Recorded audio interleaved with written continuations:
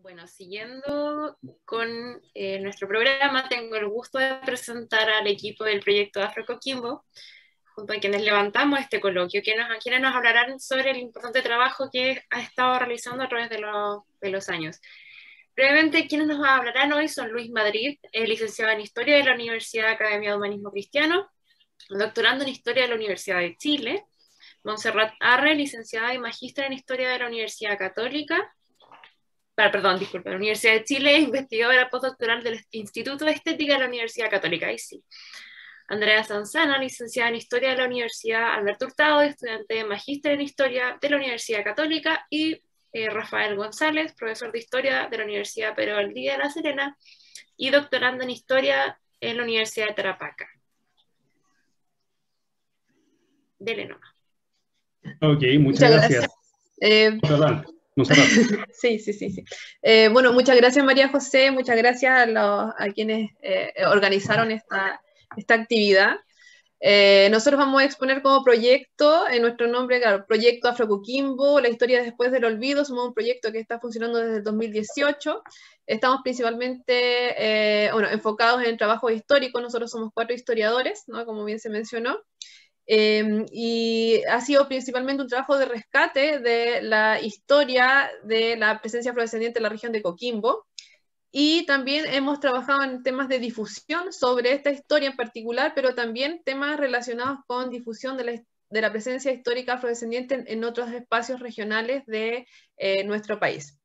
Hoy día vamos a presentar una introducción a los estudios afrodescendientes en Chile. Así que vamos a exponer según el orden que aparece en esta diapositiva, así que dejo con ustedes a mi colega Luis Madrid para que comience nuestra exposición. Muchas gracias. Gracias, Montserrat. Tú me ayudas con las láminas, ¿cierto? Vas pasando una después de la otra. Sí, ahí está, paso inmediatamente. Pasemos a la lámina. Ok. Bueno, buenas tardes, noche. Ha sido muy interesante lo que hemos escuchado. Claro, sería encantador escuchar 1 hora de cada exposición, porque estoy tomando apuntes como loco. Bueno, africano y afrodescendiente en Chile, entre 170 años de historiografía y casi 5 siglos de historia. Por favor, anda con la próxima, Montserrat. Para hablar de la historia afrodescendiente, de la historiografía sobre afrodescendientes, yo la clasifiqué, y también como se ha clasificado usualmente los estudios críticos sobre la historia de Chile, respecto a estudios afrodescendientes, en una historiografía decimonónica y de principios del siglo XX enmarcada en lo que son historias nacionales. Para el siglo XX hay una exigua renovación historiográfica, importante también, y para el siglo XXI hay una nueva mirada a nuestro pasado y nuestro presente, con una explosión de estudios afrodescendientes desde la última década del siglo XX y ya lo que es el siglo XXI hasta nuestros días. La historia decimonónica y de principios del siglo XX dio una escasa importancia demográfica, económica y social a la población. Algunos de los exponentes de los cuales también se ha hablado más o menos acá, importantes para la historiografía nacional, son Diego Barros Arana y Benjamín Vicuña Maquena.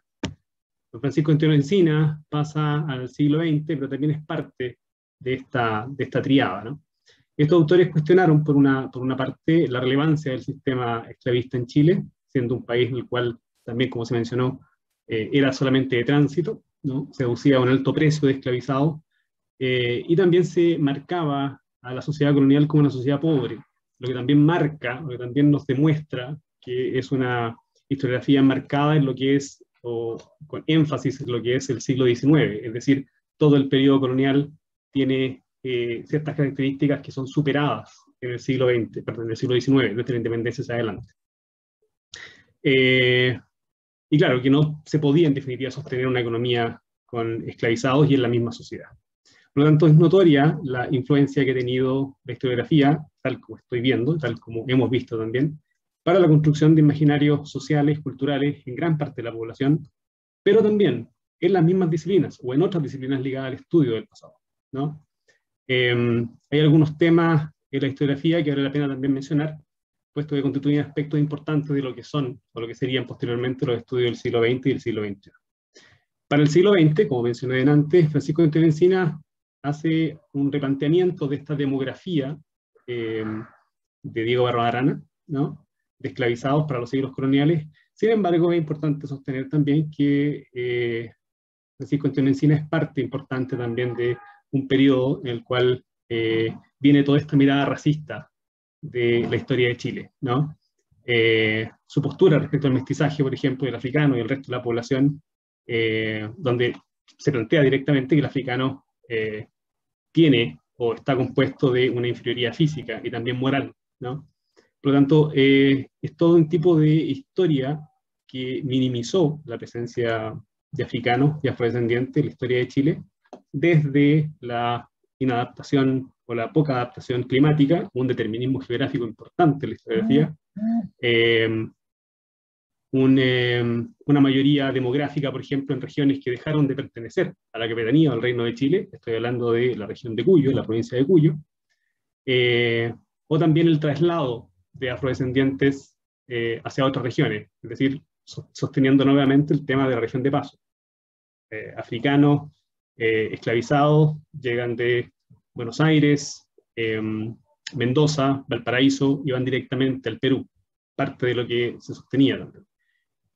Por otra parte está cuando empieza el siglo XIX, esta extinción del mundo afrodescendiente por las guerras de independencia, ¿no?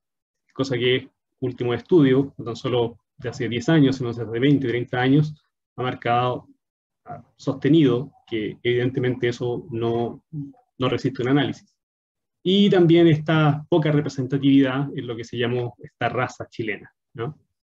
Es importante considerar que, no obstante esto, estos estudios proporcionaron una gran cantidad de fuentes respecto de lo que son también los estudios afrodescendientes en la actualidad. Es decir, también hablaron constantemente de una participación social de los afrodescendientes en la sociedad colonial y en parte de la sociedad decimonónica. Sin embargo, fue el tratamiento del distrito, ¿no? Por lo tanto, es una historia, ha sido una historia en estos siglo XIX y principio del siglo XX que se encargó de hacer desaparecer esta presencia afrodescendiente como un actor importante, relevante en la construcción nacional, hablando de la historia del siglo XIX.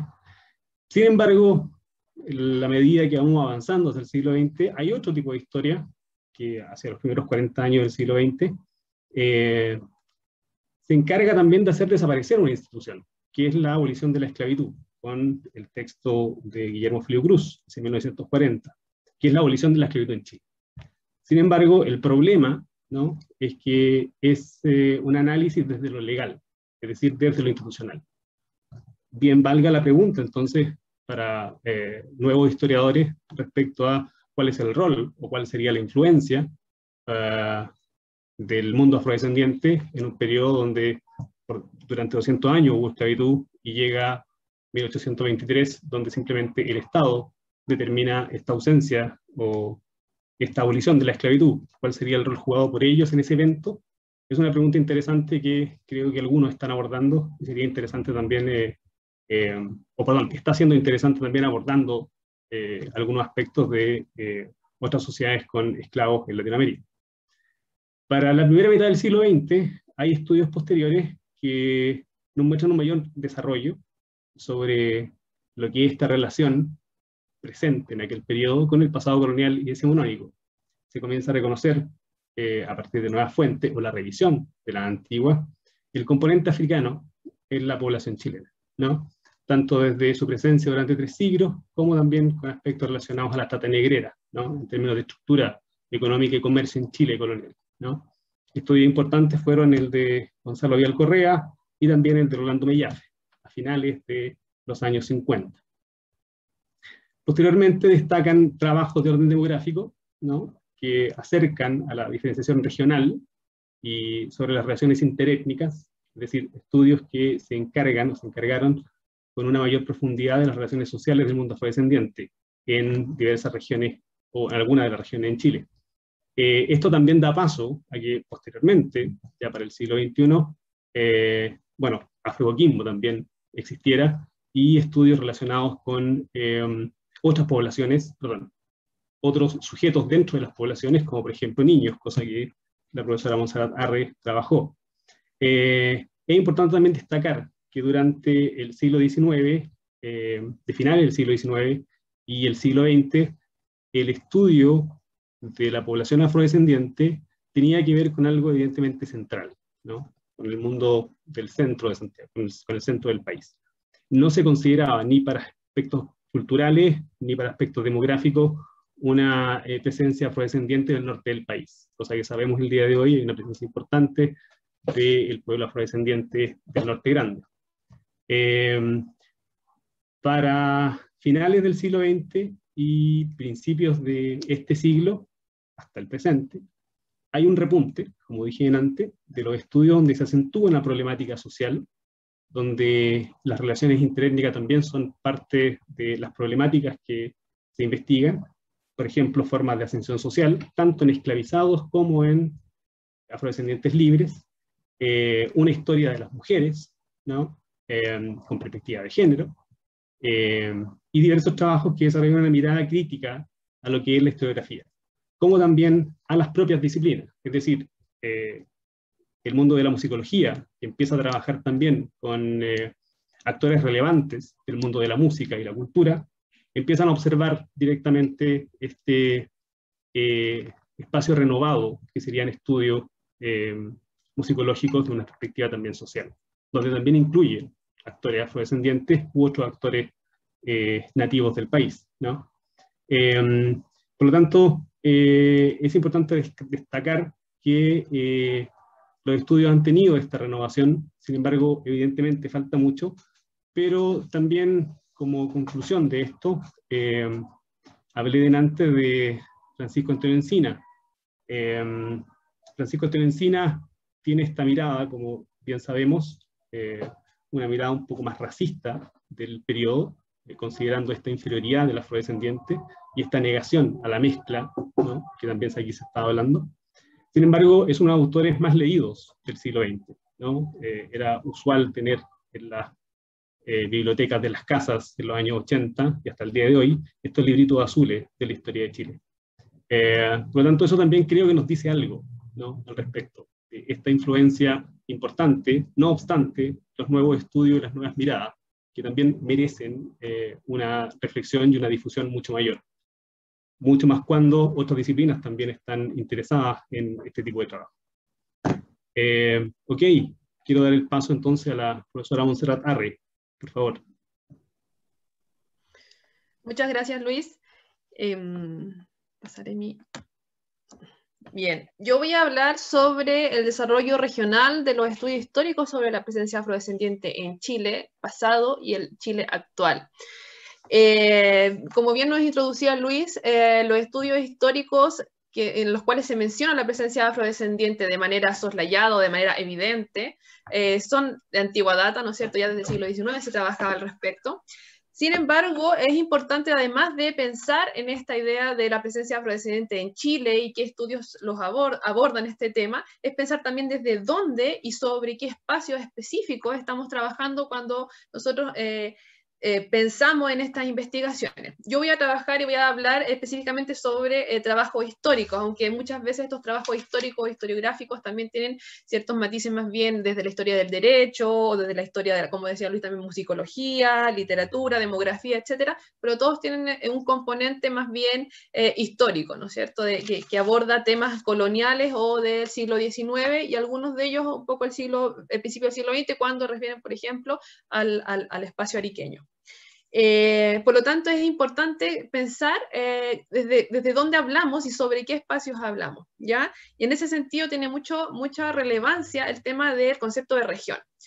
Para poder abordar temas históricos en relación a la presencia afrodescendiente, tenemos que pensar que obviamente el concepto de región político-administrativa que conocemos hoy en día como las 16 regiones que dividen nuestro país, no es un concepto estable en el tiempo, sino que ha ido modificándose. El concepto de región tiene muchas variantes en el tiempo, tanto de orden económico, político-administrativo, cultural, demográfico y obviamente todo esto en un espacio geográfico.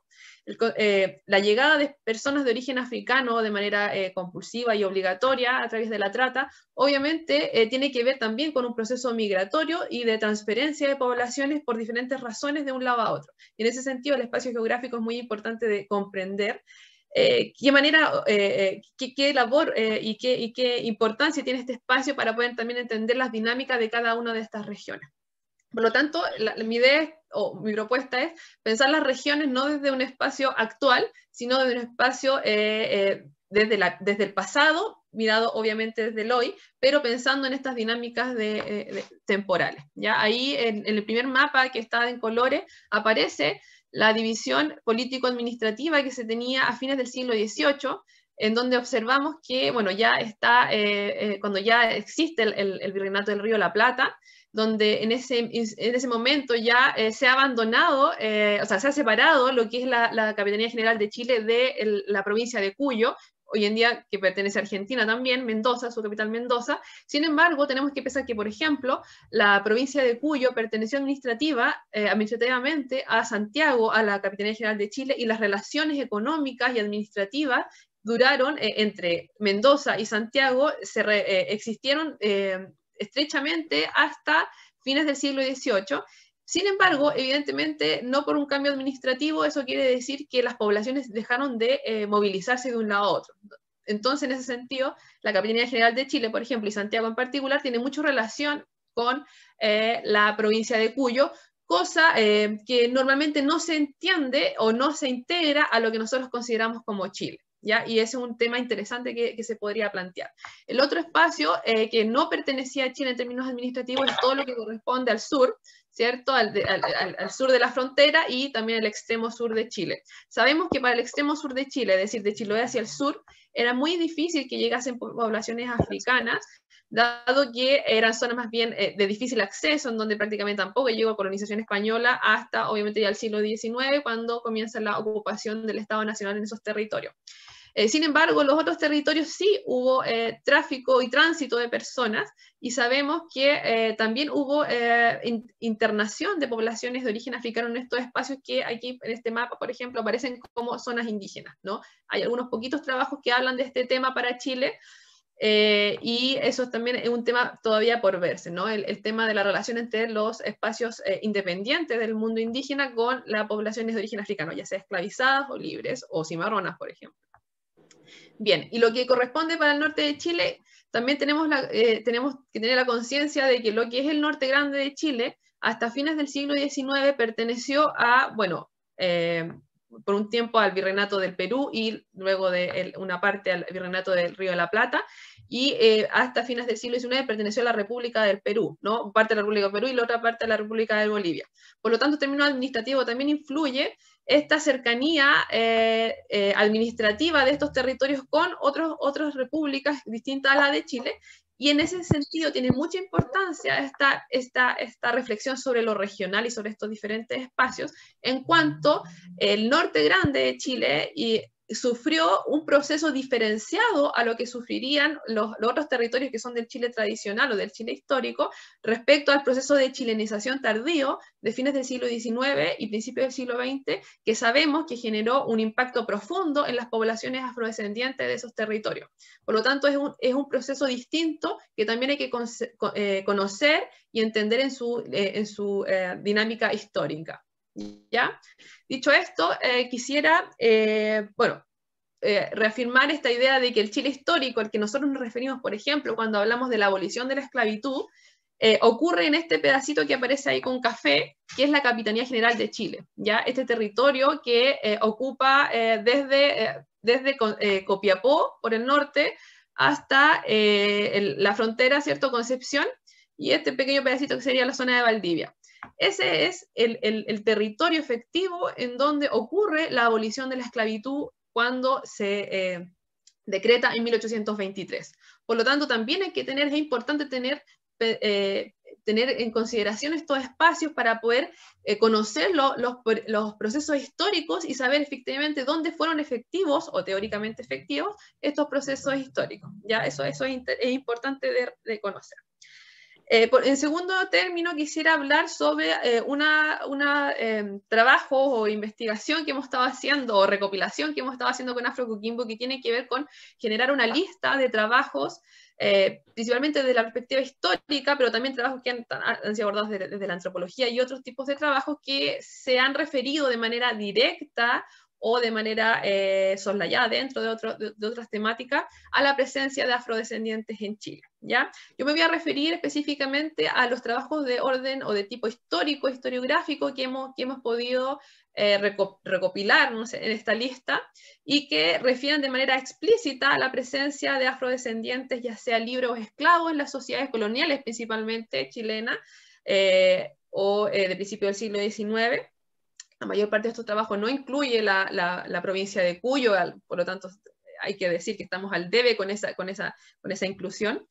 Y me voy a referir a esto específicamente, y de los que hemos recolectado, nos podemos más o menos numerarlo en 186 trabajos desde 1939 en adelante, trabajos que tratan específicamente sobre esta afrodescendencia, o otros trabajos que tratan sobre temas de mestizaje, pero aluden a la presencia afrodescendiente de manera explícita dentro de este proceso de mestizaje.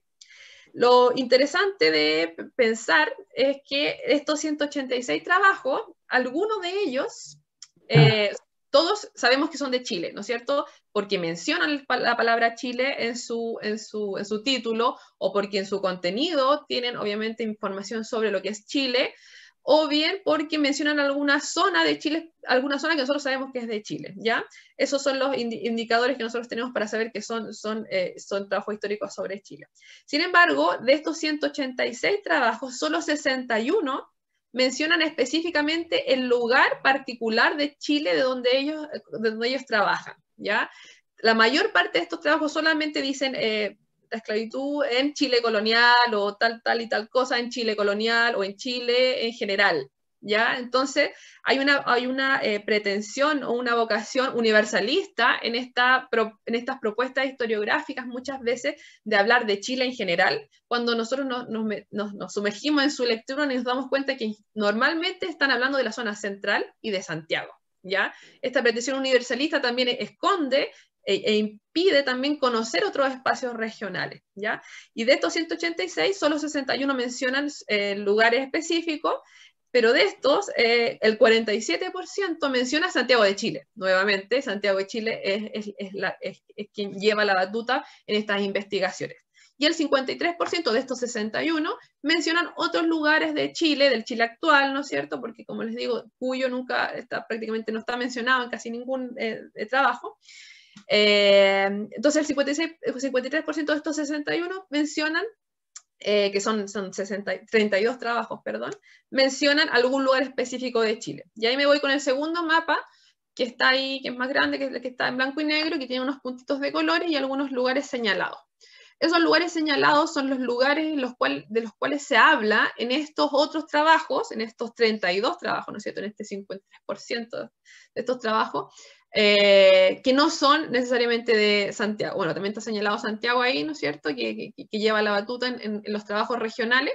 Sin embargo, estos otros lugares han sido mencionados en estos trabajos y han emanado de estas mismas regiones, de investigaciones en universidades en estas regiones, o bien han sido, en varios casos también, salidos de universidades santiaguinas, y refieren sobre estos lugares en específico, ¿ya?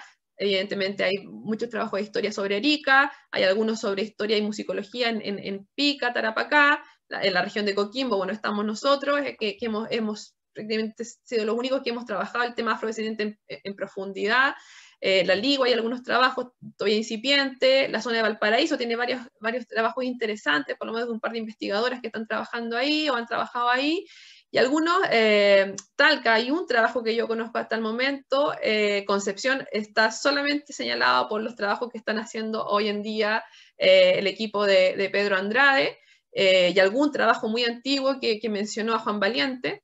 La Araucanía está puesta ahí en realidad no hay ningún trabajo en concreto que hable sobre presencia afrodescendiente en la Araucanía. Sí hay un trabajo de Perucci que habla sobre reclamación de un esclavo que en una maloca fue secuestrado y que un amo español lo reclama.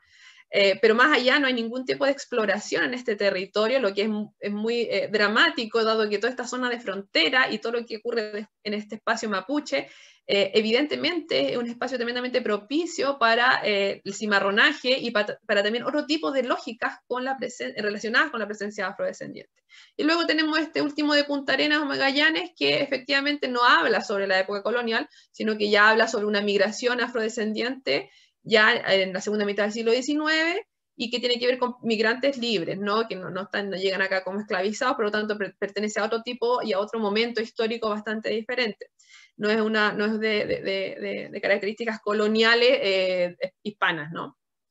Bien, por lo tanto, lo que me interesa a mí exponer en el día de hoy, para terminar, en honor al tiempo, es la importancia de pensar la región o las regiones no como espacios políticos administrativos desde el hoy, no desde estas 16 regiones que hoy en día constituyen Chile, sino pensarlos como espacios dinámicos en donde hay una transferencia de poblaciones de un lugar a otro, en donde existe la presencia africana y afrodescendiente esclavizada y también libre, pero con dinámicas diferenciadas de un espacio y otro, producto de esta historia, ¿no es cierto?, esta historia de cambiante, y también pensar en que es necesario proponer una teoría y una metodología regional para poder trabajar con la presencia afrodescendiente que surja de cada una de estas regiones, con sus particularidades, pero que también permita un diálogo entre estas regiones y de alguna manera también acabar un poco con esta idea universal de la historia de Chile, en donde se supone que se abarca todo, pero en realidad cuando en gran parte estamos pensando solamente en Santiago. Así que, bueno, esa es mi propuesta. Le doy el paso a mi colega Andrea para que siga con nuestra exposición. Gracias, Montserrat. Si le das cambiar a la diapositiva, por favor. Bueno, yo me referiré de manera muy general a las distintas aproximaciones metodológicas que han sido aplicadas para estudiar la presencia afrodescendiente en Coquimbo, enfatizando principalmente en el trabajo que como Proyecto Afrocoquimbo hemos desarrollado durante estos años, desde el año 2018, como dijo Montserrat. A partir de ello, en un primer momento cabe destacar que el Proyecto Afrocoquimbo se ha enfocado en trabajar tanto con registros históricos coloniales, de forma más disciplinar, como con entrevistas que se han realizado a diversos habitantes de la zona, quienes, planteando la posibilidad muy intuitiva de tener ascendencia africana, se interesaron por conversar con nosotros y con nosotras, y nos abrieron las puertas hacia parte importante de sus historias familiares. Y bueno, gracias a esa valiosa información que nos han brindado, hemos podido explorar, aunque de forma muy incipiente aún, y hacer dialogar los nombres, los lugares, las genealogías y los tránsitos que se mencionan en las entrevistas con parte de la información que hemos recopilado en las fuentes coloniales. Esto, por supuesto, sin caer en los anacronismos que implica la lectura de un pasado tan remoto con marcos teóricos y conceptuales actuales, sino que más bien se trata de considerar algunos antecedentes, principalmente de tipo genealógicos, que eventualmente podrían tener una conexión ininterrumpida en el tiempo y que hoy por hoy están insertos en la sociedad coquimbana. Bueno, sin embargo, como se mencionó anteriormente, esta parte del trabajo no ha sido planteada con una metodología que permita sistematizar de forma óptima la búsqueda de antecedentes y los resultados obtenidos, sino que más bien es un diagnóstico parcial que como Afrocoquimbo hemos realizado y que nos ha permitido conocer personas que por diversos motivos se han interesado en el pasado que hemos desarrollado, en el trabajo que hemos desarrollado, sin olvidar que este, entre comillas, rescate de la memoria afrodescendiente, uno de los objetivos del proyecto, ha despertado tanto adherencias como suspicaces miradas de quienes se adhieren a este discurso nacional más blanqueado que ya mis compañeros mencionaron anteriormente. Ahora, respecto a la disciplina histórica, un tema metodológico importante tiene que ver en primer lugar con los documentos posibles de consultar y, bueno, en segundo lugar con la ubicación y la posibilidad de acceso a dichos recursos. El caso del corregimiento de Coquimbo merece que nos refiramos, por tanto, a la fragmentación que han vivido los documentos posibles de revisar para indagar en el pasado colonial de la región y es por ello que es pertinente que nos detengamos brevemente en algunas tipologías de fuentes y refiramos también dónde las podemos encontrar, los lugares en los que se conservan. Si bien como Afro Coquimbo nos hemos enfocado en la documentación parroquial, cabe destacar la diversidad de documentación que los y las historiadoras han consultado para reconstruir la historia de la afrodescendencia regional y en términos más amplios, nacional. Por la extensión de esta presentación solo nos referiremos con mayor profundidad al grupo de documentos eclesiásticos y someramente haremos un repaso por la documentación notarial y judicial que historiadoras e historiadores han puesto en valor durante las últimas décadas para tratar temas de esclavitud, negritud y afrodescendencia. Y como ya se mencionó anteriormente, como equipo nos hemos concentrado principalmente en la recopilación de fuentes parroquiales, las cuales proporcionan datos que dentro del contexto cristiano católico colonial ha permitido aproximarnos a la variada constitución de la sociedad colonial. Y para ilustrar brevemente lo que implica el trabajo con fuentes parroquiales, nos detendremos en las actas de bautismo. Ahí en la diapo se puede ver un ejemplo de un libro de bautismo de una parroquia de Sotaquí.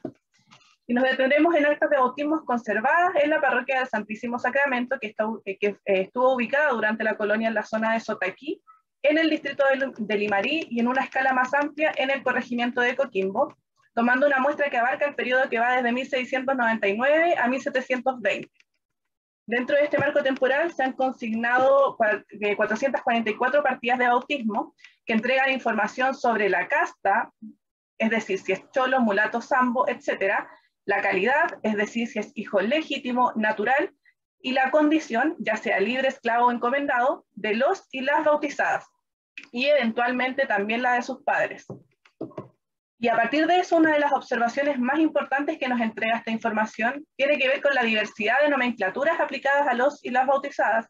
Y como se puede ver en un acta de bautismo, la mezcla, por ejemplo, entre indio y mestizo puede ser atribuida a un cholo o a un mestizo, o la mezcla entre un mulato y un indio puede ser atribuida a una casta mulata o a casta samba. Y esto nos muestra el dinamismo que tomaron estas categorías clásicas que la historiografía ha planteado para clasificar el mestizaje y cuyo análisis nos permite superar el trinomio negro-indio-blanco. Dicho eso, cabe destacar que estos documentos parroquiales están disponibles de forma física en la parroquia del Niño Dios, que fue hasta el siglo XIX la parroquia del Santísimo Sacramento en Sotaquí, y de manera virtual a través de la plataforma Family Search, aunque para poder acceder desde este espacio es necesario dirigirse a un centro familiar de la Iglesia Mormona. Ahora, antes de explicar el mapa conceptual, Montserrat, por favor, que vemos en pantalla, cabe aclarar que gran parte de la información sobre el mundo afro recopilada por Afro Coquimbo recae en las investigaciones que Montserrat y Luis han realizado, y es por ello que si bien, como expliqué anteriormente, nos hemos enfocado en la documentación parroquial como proyecto, no somos ajenos respecto de las posibilidades de estudiar principalmente documentación notarial y judicial para rescatar la presencia afro en la región. Y dicho lo anterior, en la imagen vemos una serie de recursos y conceptos y documentación que resultan ser lugares que la historiografía ha visitado frecuentemente durante las últimas décadas para estudiar la esclavitud y la presencia afrodescendientes en distintos espacios. No obstante, ello no se ha traducido en un conocimiento mayor sobre estos fenómenos en la región de Coquimbo. De forma inversa, hay algunos estudios de la región que han utilizado documentación notarial y judicial, aunque ello tampoco se ha traducido en un mayor conocimiento sobre el mundo afro en la región durante la época colonial. De tal forma tenemos en primer lugar, y sin establecer ningún tipo de jerarquía en el orden de las referencias que aparecen en la imagen, la documentación notarial, entre las que destaca el estudio de testamentos, cartas de ventas, inventarios, tasaciones, codicilios, entre algunos de los recursos más estudiados sobre este tema. Luego también contamos con fuentes normativas, las cuales han sido principalmente estudiadas por historiadores del derecho, con el fin de definir algunas categorías jurídicas. Tenemos también fuentes parroquiales y documentos diocesanos, entre las que se encuentran actas de bautismo, matrimonios y defunciones, entre aquellos documentos que han sido consultados para realizar algunos estudios demográficos, sociales y genealógicos sobre el mundo afro. Y luego tenemos los juicios civiles y criminales, los cuales junto con la documentación notarial en el último tiempo han sido explorados con un renovado interés por indagar en la conformación de las castas desde una perspectiva cultural y social. Por otro lado, encontramos fuentes administrativas, destacando entre ellas la lectura de la documentación generada por la Contaduría Mayor, que es una de las tantas unidades administrativas que dejó entre sus registros huellas afrodescendientes y afromestizas que pueden ser rastreadas. Y cabe destacar también que gran parte de, bueno, la mayoría de la documentación que he mencionado se encuentra conservada en el Archivo Nacional de Chile, cuya céntrica ubicación limita también el acceso a la fuente por parte de investigadores de otras regiones, ¿cierto? Finalmente tenemos otro tipo de recursos tales como epístolas y literatura que se suman a un universo que es mucho, mucho más heterogéneo y amplio que el que aquí fue expuesto de forma muy general.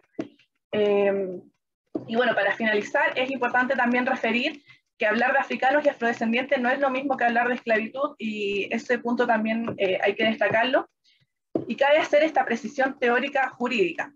Habiendo dicho eso, es menester diferenciar entre la documentación que nos habla de los esclavos, que pueden o no ser africanos, y por otro lado, y que puede o no coincidir con esta categoría anterior, la documentación que nos habla sobre afrodescendientes y de otras categorías de castas que están lejos de ser predisposiciones, entre comillas, raciales que conformen una identidad comunitaria, para esta época por lo menos. Muchas gracias. Le doy el pase a mi compañero Rafael González.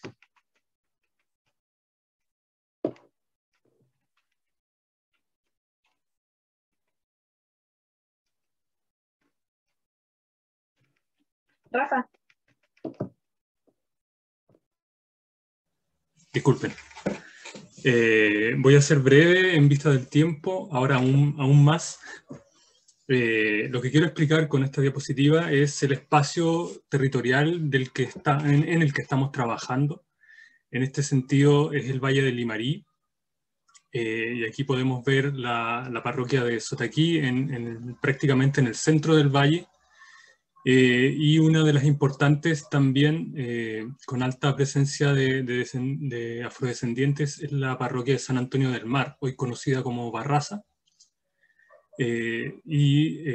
Como podemos ver también en las tablas expuestas, se puede ver un gran porcentaje de descendientes de africanos en esta zona de Coquimbo.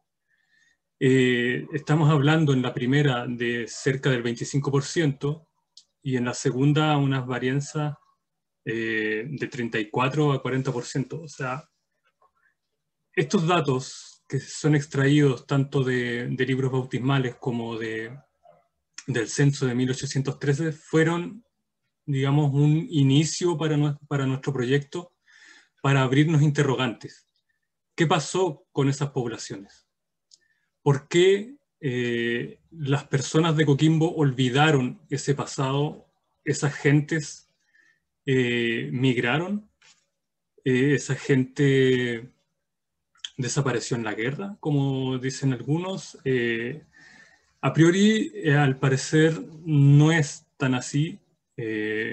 Más bien apostamos por la idea del blanqueamiento social, discursivo, del cual Luis habló, y la historiografía puso grandes esfuerzos para llevarlo a cabo. El mismo concepto de América Latina es un concepto blanqueador y que desconoce el componente afrodescendiente. Entonces,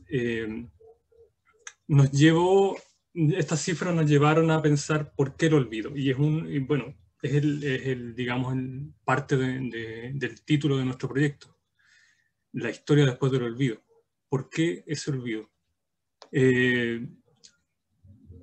No tenemos respuestas seguras, y un problema para dar respuestas cerradas a esa pregunta es principalmente lo que hablaba Andrea.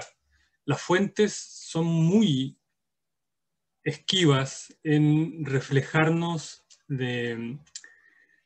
exactamente a qué se refieren con las nomenclaturas. La siguiente, Montserrat, por favor. Aquí podemos ver un ejemplo extraído de las actas bautismales. Si se pueden dar cuenta, aquí se puede ver la fluidez, digamos, por no tener un mejor concepto, la fluidez de las denominaciones y nomenclaturas de casta. Si se pueden fijar en algunos matrimonios de mismos padres, tenemos a sus hijos con castas distintas. Por solo nombrar algunos ejemplos, Cristian Muñoz, que está sin identificar en la acta bautismal, y María Pardo, que es mulata, tienen a Mateo, que es sambo, por lo tanto Muñoz podría ser indígena, y en cambio tienen a Micaela, que es mulata, que si nos atenemos a la lectura tradicional de las castas, entonces Muñoz sería español. Ahí tenemos un gran problema, ¿cierto? Otro gran problema es la conceptualización de cholo. Por ejemplo, tenemos a Sebastián, negro esclavo, y a Rosa Gerardo, negra esclava, que tienen a Marcelino, negro esclavo, a Nicolás, negro esclavo, y a Jerónimo cholo. ¿Qué nos quieren decir con cholo? Después tenemos otros cholos más y los hemos querido poner aquí porque son todos de padres con nomenclaturas distintas. Eso nos complejiza muchísimo, digamos, hablar de una sociedad tan estanca, una sociedad tan compartimentada como nos la pintan en muchos trabajos historiográficos. Aquí estamos hablando de una sociedad bastante compleja, de una sociedad que está en un mestizaje continuo y es tal el mestizaje que al parecer quienes deben normarlo, que son los curas, no tienen las herramientas para definir exactamente quién es qué. Por lo tanto, tenemos que pensar también cuando veamos nuestras fuentes, qué tanto les creemos y qué tan cerrada es la respuesta que nos está dando. En ese sentido, también se nos puso al frente de nuestra investigación un concepto que nosotros no habíamos visto en el momento de empezar nuestro proyecto, porque en cierto sentido también somos hijos de nuestro tiempo y estábamos viendo las investigaciones tanto de afrodescendientes como de indígenas por vías separadas. Eso es lo que se ha hecho hasta el momento y es lo que lamentablemente se seguirá haciendo durante varios años. Pero nuestros amigos de Coquimbo, que se quisieron entrevistar con nosotros, nos dieron un concepto que es el afrodiaguita. Ellos se sienten afrodiaguitas y aunque lamentablemente esa identidad no está en la normativa estatal, que es una normativa que busca pureza y busca estancar las identidades, en las fuentes lo que podemos ver es una opción bastante plausible de que esa identidad pueda estar allí. Por favor, Monse. Y aquí volvemos un poco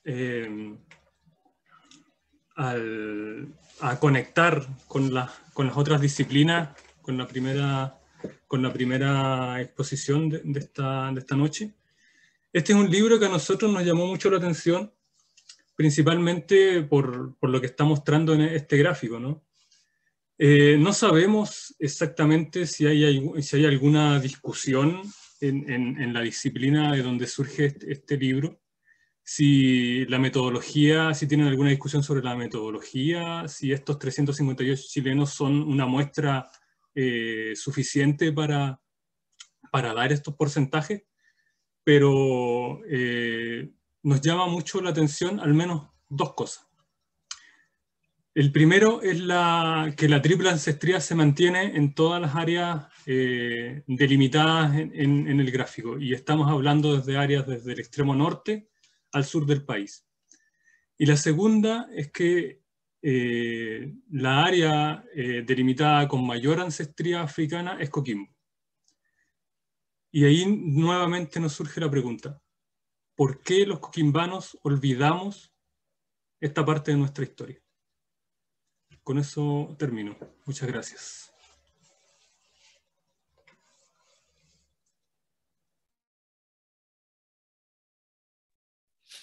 Muchas gracias al equipo Afro Coquimbo por sus exposiciones tan completas. También quería agradecer a todos los expositores por haber expuesto generosamente sus trabajos. Bueno, sin duda es esencial trazar líneas de encuentro interdisciplinares, como estamos haciendo hoy, entre la historia, entre la antropología biológica, la arqueología, para levantar estos estudios con fines científicos, patrimoniales, pero también políticos, porque se trata de una comunidad que ha sido marginada históricamente, como nos han expuesto nuestros invitados hoy.